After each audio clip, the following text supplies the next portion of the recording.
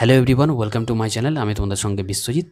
দেখো, তো তোমরা এটা দেখতে পাচ্ছ যে এনটিপিসি অর্থাৎ রেলওয়ে রিক্রুটমেন্ট বোর্ডের যে নোটিফিকেশান বেরিয়েছে নন টেকনিক্যাল পপুলার ক্যান্ডিডেটের গ্র্যাজুয়েট লেভেলের, সেটার নোটিফিকেশান। এটার কোয়ালিফিকেশান কী আছে, ভ্যাকান্সি কতগুলো, এজ লিমিট কী কী, এক্সাম প্যাটার্ন, সিলেবাস এবং কীভাবে তোমরা অ্যাপ্লাই করবে, সব কিছু এই একটা ভিডিওতে আমি বলবো তোমাদেরকে। শেষ পর্যন্ত দেখো, কোনো রকম কিছু ডাউট থাকবে না এই এক্সাম রিলেটেড। ওকে, টোটাল 5 রকমের পোস্ট আছে এখানে। ওকে, এটার অ্যাপ্লাই শুরু হয়েছে সেপ্টেম্বরের 13 তারিখ থেকে। ওকে, অ্যাপ্লাই করতে পারবে অক্টোবরের 13 তারিখ পর্যন্ত। ওকে, 5 রকমের পোস্ট কী কী: chief commercial cum ticket supervisor, station master, তারপর হচ্ছে goods train manager, junior account assistant cum typist, senior clerk cum typist. তারপরে যেটা আমরা জানবো, এটার ভ্যাকান্সির ডিটেলসগুলো এবং পে লেভেল কত কি আছে এটা, এবং বয়সের ব্যাপারটা, এজ লিমিটটা। দেখো, টিকিট সুপারভাইজারের ক্ষেত্রে এটা 6 পে লেভেলের পোস্ট, 35,400। স্টেশন মাস্টারও 6 পে লেভেল, 35,400। মেডিকেল স্ট্যান্ডার্ড কি বলেছে, সুপারভাইজারের ক্ষেত্রে B2 লেভেলের এবং এর এজ লিমিট হচ্ছে 18 থেকে 33। ওকে, কিন্তু এখানে বলি 3 বছর এটা বাড়িয়েছে ওই করোনা ভাইরাসের জন্য, তো 18 থেকে 36 সকলের এজ লিমিট। আর যারা রিজার্ভেশন আছে তারা যে নির্দিষ্ট ছাড় পায় সেই ছাড়টা তার সাথে প্লাস হবে। ওকে, ভ্যাকান্সি টোটাল আছে 1736টি অল ইন্ডিয়া। স্টেশন মাস্টারের ক্ষেত্রে দেখো, এটা A2 লেভেলে মেডিকেল, বয়স হচ্ছে 18 থেকে 36 সকলেরই বয়স। ওকে, তা আলাদা করে বলার কিছু নেই। ভ্যাকান্সি দেখো 994। আর ট্রেন ম্যানেজারের ক্ষেত্রে পে লেভেল হচ্ছে 5 পে লেভেল, 29,200। আর মেডিকেল হচ্ছে A2 লেভেলের। আর টোটাল ভ্যাকান্সি আছে 3144। ওকে, আর typist, junior account assistant cum টাইপিস্টের ক্ষেত্রে পে লেভেল তো এই তিনটের একই। ওকে, ভ্যাকান্সি হচ্ছে 1507। আর সিনিয়র ক্লার্ক কাম টাইপিস্টের ভ্যাকান্সি হচ্ছে 732। তার টোটাল হচ্ছে 8,113টি ভ্যাকান্সি। ওকে, এটা টোটাল। তারপরে রিজিওনাল ওয়াইজ কোন রিজিওনালে কোনটা কত ভ্যাকান্সি আছে সব কিছু বলবো, এবং কোন রিজিওনালে করলে ভালো হবে। মানে আমাদের কলকাতা রিজিওনালে সব থেকে বেশি ভ্যাকান্সি আছে।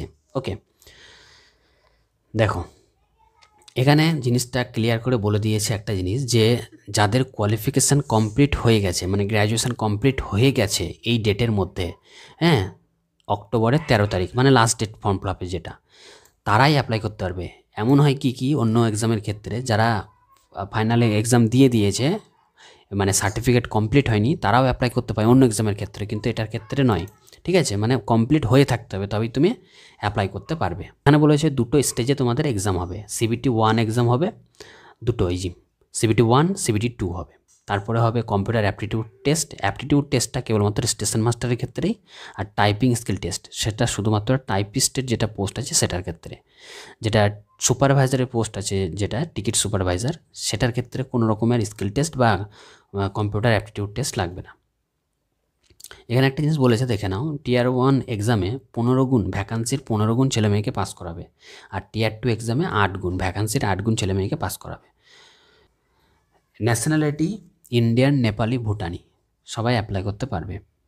এজ লিমিটের বয়সের একটা হিসাব বলে, মানে ডেট অফ বার্থ কার কত হবে আপার লিমিটের ক্ষেত্রে, লোয়ার লিমিটের ক্ষেত্রে, সেটা বলে দিয়েছে। বেশ ভালো করে দেখে নাও। দেখো, যেহেতু 18 থেকে 36, তো এই যে ডেট বলেছে UR এর ক্ষেত্রে, EWS এর ক্ষেত্রে 2/1/89 এই ডেটের মধ্যে, মানে এই ডেটের মধ্যে যাদের জন্ম তারা অ্যাপ্লাই করতে পারবে। এই ডেটের আগে যাদের জন্ম, ঠিক আছে, মানে 3 তারিখে, এই 1 তারিখে কারোর জন্ম 1/1/89, তারা অ্যাপ্লাই করতে পারবে না, মানে এজ লিমিট ওটা ক্রস করে যাবে। ওকে, ওবিসির ক্ষেত্রে দেখো 2/1/86 এই লিমিটের মধ্যে অ্যাপ্লাই করতে পারবে, এটার পরে যাদের জন্ম এই ডেট থেকে। STদের ক্ষেত্রে, STদের ক্ষেত্রে 5 বছরের বেশি, এই যে 89, 5, 84, তাই না, 5 এটা মাইনাস করে আর কি, তাহলে 2/1/84 মধ্যে যাদের জন্ম এই ডেটের মধ্যে তারা অ্যাপ্লাই করতে পারবে। আর লোয়ার লিমিটের ক্ষেত্রে, মানে সবচেয়ে কম বয়স, মানে 18 যেহেতু, হ্যাঁ, 18 থেকে যদি একদিনও কম হয় তাহলে অ্যাপ্লাই করতে পারবে না। তাহলে এটা কি বলেছে, 1/1/2007 পরে যাদের জন্ম তারা কিন্তু অ্যাপ্লাই করতে পারবে না। ওকে, ক্লিয়ার? বেশ, এটা কে কত ছাড় পাবে সেটা বলে দিয়েছে, তাই না? বেশ, তারপরে দেখো একটা জিনিস, এডুকেশনাল কোয়ালিফিকেশান তো বললাম, গ্র্যাজুয়েশন পাস। আর ফি, এক্সাম ফি দেখো বলেছে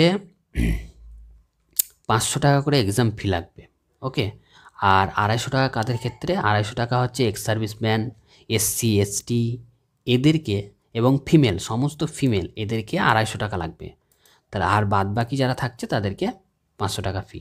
এবং মানে স্টেজ 1 যেটা সিবিটি 1 এক্সাম দেওয়ার পর 400 টাকা রিফান্ড করা হবে যাদের কাছ থেকে 500 টাকা নেওয়া হচ্ছে, আর 250 টাকা যাদের কাছ থেকে নেওয়া হচ্ছে এক্সাম ফি তাদেরকে 250 টাকা রিফান্ড করা হবে। মোড অফ পেমেন্ট, কীভাবে পেমেন্ট করবে দেখো, ডেবিট, ক্রেডিট, ইউপিআই এইসবের মাধ্যমে পেমেন্ট করা যাবে। আচ্ছা, প্রথম যে স্টেজের যে এক্সামটা হবে সিবিটি 1 এক্সাম, তার প্যাটার্নটা দেখে নাও। 90 মিনিট সময় থাকবে, 3টে সাবজেক্ট থাকবে। জেনারেল অ্যাওয়ারনেস 40টি কোশ্চেন 40 নাম্বার, ম্যাথের 30টি কোশ্চেন 30 নাম্বার, মানে প্রত্যেকটা কোশ্চেন 1 নাম্বারের। এখানে বলে দিয়েছি each of 1 mark. General intelligence বা রিজনিংয়ে 30টি, তাহলে টোটাল হলো 100টি কোশ্চেন, 90 মিনিট সময়। তার মানে এক একটা কোশ্চেনে কত মিনিট সময়? 54 সেকেন্ড টাইম। এসএসসির থেকে অনেকটা বেশি বলা যায় টাইম। ওকে, আর নেগেটিভ মার্কিং হচ্ছে 1/3 নেগেটিভ মার্কিং থাকবে। 3টে কোশ্চেন ভুল করলে 1 নাম্বার কাটা হবে। ওকে, এটার সিলেবাসটা দেখে না, সিলেবাসটা আমি এখানেই বলে দিচ্ছি। ম্যাথের ক্ষেত্রে সিলেবাস দেখো, নাম্বার সিস্টেম, ডেসিমেল, ঠিক আছে, ফ্র্যাকশান মানে ভগ্নাংশ, এলসিএম, লসাগু, গসাগু এগুলো পড়বে আর কি। অনুপাত, সমানুপাত, percentage, mensuration, time and work, time distance, simple, compound interest, profit loss, elementary algebra, geometry আর ট্রিগোনোমেট্রি, এলিমেন্টারি স্ট্যাটিক্স এটসেট্রা এগুলো পড়বে আর কি। ইন্টেলিজেন্স রিজনিংয়ের ক্ষেত্রে সিলেবাসটা দেখে নাও।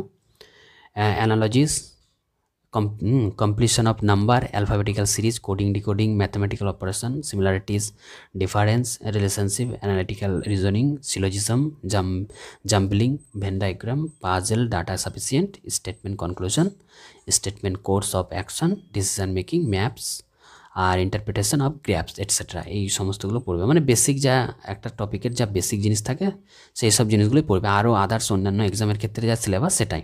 ওকে, মানে এই যে আপকামিং যা এক্সামগুলো সিজিএল, সিজিএসএল, এমটিএস, পিএসসি এই সমস্তর যা সিলেবাস আছে, আরপিএফ, ওই রকমই সিলেবাস বলতে পারো। এখানে জেনারেল অ্যাওয়ারনেসের সিলেবাসটা অনেকটা বড় আছে। দেখো বলছে current event of national and international importance. একটা কথা বলি, এখানে মানে A to Z তোমাকে সবই পড়তে হবে। হিস্ট্রি, জিওগ্রাফি, পলিটিক্যাল সায়েন্স মানে পলিটি, ইকোনমি, ঠিক আছে, সব কিছু। এই যেমন বলেছে world at large, basis of computer application, এগুলো সব কিছু পড়বে। মানে A to Z জেনারেল অ্যাওয়ারনেসে অনেক কিছুই পড়বে আর কি। বেশ, সেকেন্ড যে এক্সামটা হবে তার প্যাটার্নটা দেখে নাও। 90 মিনিট সময় থাকবে। অ্যাওয়ারনেসের ক্ষেত্রে 50টা কোশ্চেন, ম্যাথের 35টা, রিজনিংয়ের 35টা, টোটাল 120টি কোশ্চেন। 120টি কোশ্চেন, 120 নাম্বার। ওকে, তাহলে সময় থাকছে কত? 90 মিনিট 120টির জন্য। তার মানে হচ্ছে 6 9 2 45, মানে হচ্ছে 45 মিনিট টাইম। পার কোশ্চেনে কত থাকছে তাহলে? 45 সেকেন্ড, তাই না? 45 সেকেন্ড, মানে এটাতে টাইম কমে যাচ্ছে।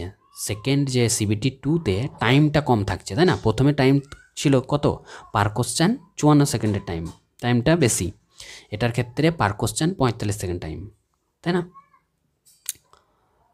বেশ, এখানেও সিলেবাস কিন্তু সেম, ঠিক আছে, 1/3 নেগেটিভ থাকবে, আর সিলেবাসও ওই 99% সিলেবাস সব সেম, ওই সিবিটি 1 সিবিটি 2।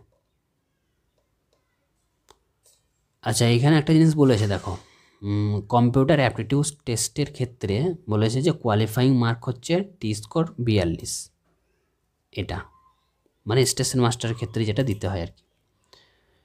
বেশ, তারপর টাইপিং স্কিল টেস্ট, টাইপিং কাদের দিতে হবে? তাহলে সিনিয়র ক্লার্ক কাম টাইপিস্ট পোস্টের ক্ষেত্রে যারা আবেদন করবে তাদেরকে, জুনিয়র অ্যাকাউন্ট অ্যাসিস্ট্যান্ট কাম টাইপিস্টের ক্ষেত্রে। ওকে, টাইপিং। আর টাইপিংয়ে কত ওয়ার্ড টাইপিং স্পিড থাকতে হবে? দেখো 30টি ওয়ার্ড পার মিনিমাম, এটা স্পিড থাকতে হবে 30টি ওয়ার্ড পার মিনিট ইংলিশের ক্ষেত্রে। আর হিন্দিতে যারা টাইপিং করবে তাদের 25টি ওয়ার্ড। ডকুমেন্ট ভেরিফিকেশান, এখানে একটা জিনিস বলেছে দেখো। আচ্ছা, in case of 2 or more candidate security. আচ্ছা, টাই কেসের ক্ষেত্রে কী বলেছে দেখো, মানে যদি ধরো একাধিক ক্যান্ডিডেটের একই স্কোর বা একই র্যাঙ্ক হয়ে যায়, সেক্ষেত্রে কী হবে? যে বড় তাকে আগে নেওয়া হবে। তারপরেও যদি দেখা যায় তারা বয়সেও একই, তখন লেটার ওয়াইজ নেওয়া হবে, A to Z letter wise অ্যালফাবেটিক্যালে নেওয়া হবে। এখানে একটা জিনিস দেখো দেখো 5টা পোস্ট আছে। আগে কি হতো, স্টেজ 1 মানে যেটা CBT 1 এক্সাম সবারই কমন হতো, আর CBT 2 আলাদা আলাদা হতো। আলাদা মানে পে লেভেল অনুযায়ী আলাদা আলাদা, যাদের লেভেল পে একই তাদের একটা আলাদা এক্সাম হতো আলাদা লেভেলে, যাদের লেভেল পে 6 লেভেল তাদের আলাদা লেভেলে হতো। কিন্তু এখন কি বলেছে, একই লেভেলে হবে, ঠিক আছে। আগে আবার এইচএসটা আলাদা একসাথে হতো CBT 1, ঠিক আছে। তো এটা অনেকের কনফিউজ থেকে যাচ্ছে। দেখো বলে দিই ভালো করে, এইচএস যে এনটিপিসির যে এইচএস কোয়ালিফিকেশানে সেটার আলাদা ফর্ম হবে, আলাদা এক্সাম হবে, আলাদা সব কিছু।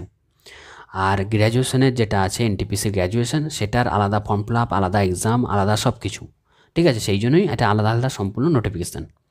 এরপরেই আমি তোমাদেরকে এইচএসের যেটা বেরিয়েছে এনটিপিসির সেটা নিয়ে বলবো, ঠিক আছে। তো এইভাবে এক্সাম হবে, CBT 1 এক্সাম হবে, ওকে, যেটা সকলের জন্যই একই। CBT 2 এক্সাম হবে, যেটা এই সকল পোস্টের জন্য একই, ওকে। আগে আলাদা আলাদা হতো, মানে CBT 1 2টা আলাদা হতো, কিন্তু এখন একই হবে। এগুলো সবই গ্র্যাজুয়েশন লেভেলের পোস্ট, ওকে। বেশ, আর এইচএস লেভেলের যে পোস্টগুলো আছে তার জন্য আলাদা এক্সাম আলাদা হবে। বেশ, দেখো এখানে একটা জিনিস বলেই দিয়েছে, ট্রেন ম্যানেজারের ক্ষেত্রে কোনো রকম টাইপিং স্কিল টেস্ট বা এগুলো কিছু লাগছে না, আর টিকিট সুপারভাইজারের ক্ষেত্রে কোনো টাইপিং বা কিছু লাগছে না। হাউ টু অ্যাপ্লাই, কীভাবে অ্যাপ্লাই করবে এটা আমি তোমাদেরকে পুরো দেখিয়ে দেবো, কোন ওয়েবসাইটে গিয়ে কীভাবে করবে। তার আগে আরও জিনিস যেগুলো দেখে নাও এবার। তাহলে মোটামুটি তাহলে আমরা সব কিছু জানলাম। কোয়ালিফিকেশান হলো, এজ লিমিট কী, পরীক্ষার প্যাটার্ন কেমন হয়, সিলেবাস কী, এগুলো জানলাম। এবার আমরা জানবো চলো ভ্যাকান্সি ডিটেলস। তো এখানে বলে দিয়েছি, দেখো ভ্যাকান্সির ডিটেলস আমরা দেখব। তো যতগুলো আরআরবি জোন আছে, আরআরবি আছে, সেগুলোর আরআরবি ওয়াইজ ভ্যাকান্সি বলে দিয়েছে। তো আমাদেরকে অ্যাপ্লাই করতে হবে কি, যে কোনো একটা আরআরবিতে আমরা অ্যাপ্লাই করতে পারবো, ওকে। এমন নয় যে সব আরআরবিতেই আমরা অ্যাপ্লাই করতে পারবো, যে কোনো একটাতে অ্যাপ্লাই করতে পারবো। তো আহমেদাবাদে দেখো 516টা, সব থেকে বেশি আমাদের কলকাতাতেই আছে। আজমিরে 192, 132, খুবই কম সেই তুলনায়। বেঙ্গালুরু 496, সবগুলো একবার দেখে নাও, তাহলে তুলনামূলকভাবে বুঝতে পারবে কোনটাতে কম বেশি। ভোপাল 155, ভুবনেশ্বর 758, তারপরে বিলাসপুর 600, 650 আর কি, চণ্ডীগড় 410, চেন্নাই 436, গোরখপুর 130, 29, তারপরে হচ্ছে গুয়াহাটি 516, তারপরে জম্মু শ্রীনগর দেখো 145, তারপরে হচ্ছে আরআরবি কলকাতা আমাদের 1382, সব থেকে বেশি পোস্ট। আর মালদাতে দেখো, মালদায় আছে 198টি পোস্ট, ওকে।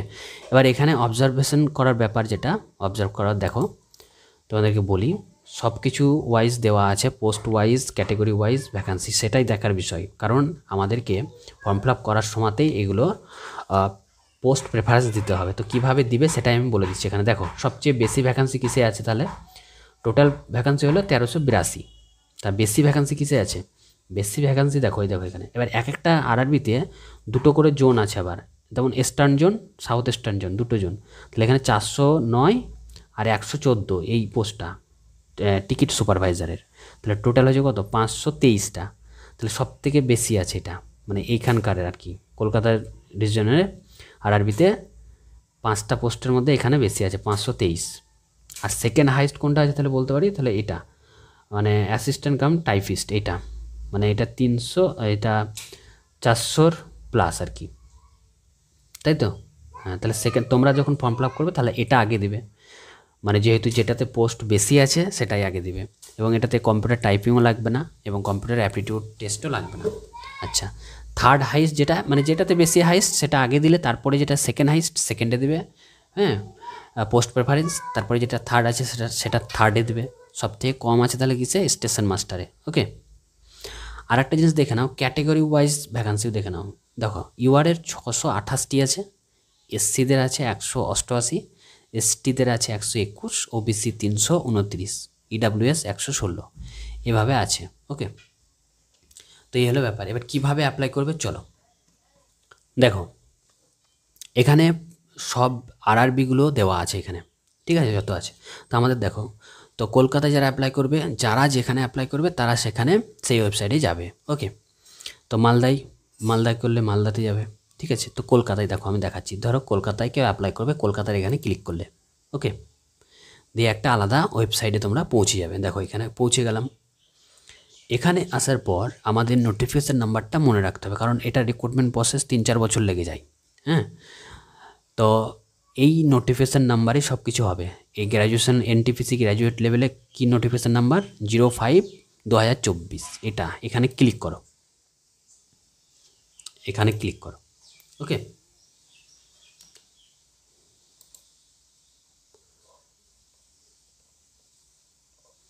তারপরে দেখো আলাদা একটা পেজ খুললো। এবার এই পেজের এখানে দেখো ভালো করে, এই যে নোটিফিকেশান নাম্বার কত, এটা বলেছে to apply for recruitment of the various post of non technical popular candidate graduate. তো এখানে ক্লিক করো, বেশ। এবার একটা আলাদা ওয়েবসাইটে তোমরা চলে আসবে, এ অ্যাপ্লাই লেখা আছে, এই অ্যাপ্লাই ক্লিক করো।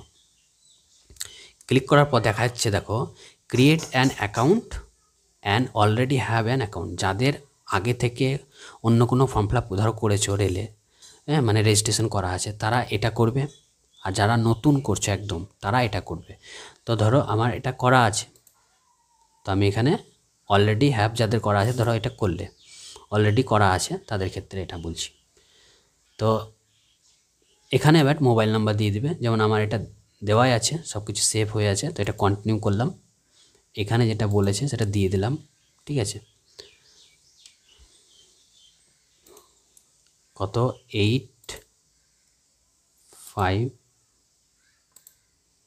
ক্যাপচার কোডটা বসিয়ে দিলে, দিয়ে লগ ইন করলে,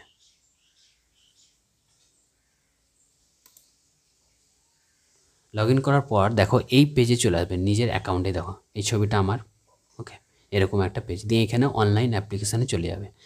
তো যারা অ্যাপ্লাই করবে তো এখানে চলে যাবে, অ্যাপ্লিকেশান পেয়ে যাবে, সেখানে তোমরা ডেটা যা যা ইনফরমেশান বলেছে সেই ইনফরমেশান দিয়ে দেবে, এটা হয়ে যাবে, ওকে। তাহলে আশা করি বুঝতে পারলে যে কিভাবে তোমরা এটা ফিল আপ করবে। তো লাস্ট ডেটের অপেক্ষায় থাকবে না, তোমরা ফিল আপ করে নেবে। আজকে এই পর্যন্তই, দেখা হচ্ছে পরবর্তী ভিডিওতে। এটা চ্যানেলটাকে যারা এখনও সাবস্ক্রাইব করোনি, যারা দেখছো ভিডিওটি হেল্পফুল মনে হলে অবশ্যই একটা লাইক করো, সাবস্ক্রাইব করো এবং কমেন্ট করে জানাও ভিডিওটা কেমন লেগেছে, ওকে। তো দেখা হচ্ছে পরবর্তী ভিডিওতে, সকলে ভালো থেকো, বাই বাই।